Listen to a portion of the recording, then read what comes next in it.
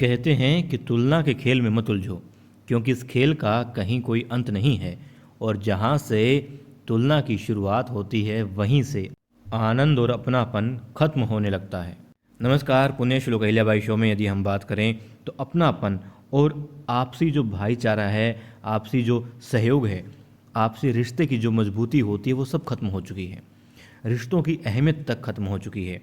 जो सीताबाई ने कहा, देखिए सीताबाई ने जब देवी अहिल्या उनके पास आती है, गहने उनको देकर जाती है, गले मिल करके वो वापस जाती है, कमरे से बाहर निकलती है, तब द्वारकाबाई साहिब ने उनसे पूछा कि तुमने इतनी आसानी से कैसे माफ़ कर दिया, तुम तो किसी को माफ़ नहीं करती इतनी जल्दी। तब सीताबाई होलकर ने जो बात कही उससे तो यही लगता है कि अब होलकर वाड़े में ज़बरदस्त तूफान आने वाला है। जी हाँ, दरबार में दूसरे दिन देवी अहिल्या का रानी यानी गद्दी पर बैठने का जो दूसरा दिन है और दरबार में जो फैसला सुनाया जाता है, उसके बाद देवी अहिल्या के साथ और भी ज़्यादा गहरी हो जाएगी दुश्मनी सीताबाई होलकर की। अभी तक हमने देखा कि द्वारकाबाई साहिब सीता से पूछती है कि अहिल्या को तुमने माफ़ कैसे कर दिया, तब वो कहती है माफ़ कहाँ किया।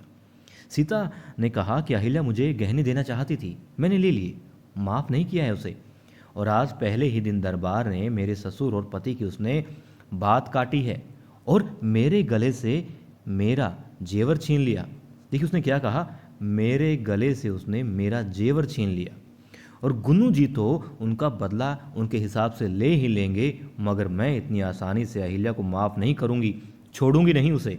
कर्तव्य ईमानदारी का ढोल पहनना अच्छा लगता है ना उसे, पर अब अहिल्या को पता लगेगा शासन करना और रिश्ते निभाने में बहुत अंतर होता है। रिश्तों के लिए शासन के नियम बदलने पड़ते हैं।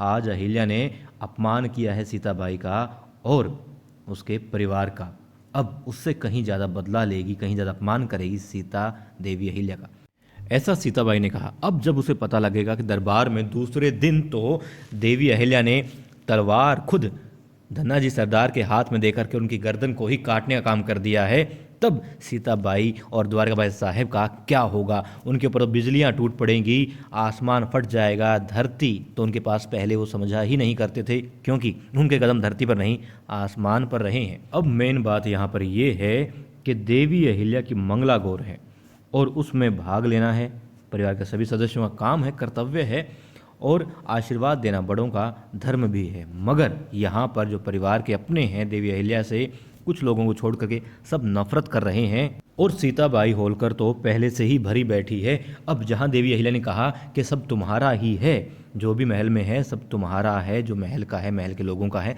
सीता सबसे पहला तुम्हारा हक है।